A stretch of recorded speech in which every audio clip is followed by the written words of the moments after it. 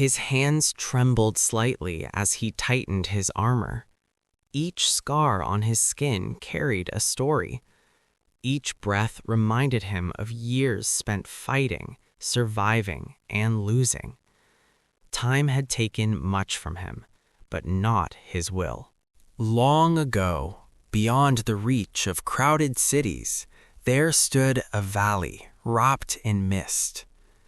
At its edge stood an old samurai. The wind moved his cloak gently, as if greeting an old friend. The world no longer called his name, but his blade still remembered who he was. Once he was young. He ran through rain with his brothers, laughing between battles. Steel clashed, sparks flew, and honor burned bright in their hearts. Now, those voices lived only in his memory. He arrived at a village too late. Homes were burned.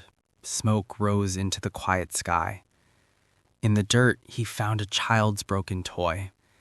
And in that moment, he remembered why he still carried his sword. As the sun fell, shadows appeared on the road ahead. Enemies. The samurai did not step back. He slowly drew his katana, knowing this path well. Not because he had walked it before, but because it always demanded the same answer. The battle was brief, but fierce. His movements were calm, precise, almost graceful. Age slowed his body, but discipline guided his blade. One by one, his enemies fell into silence. Wounded, the samurai sank to his knees. Autumn leaves drifted down around him. He planted his sword into the earth and rested his hands upon it. There was no fear in his eyes, only peace.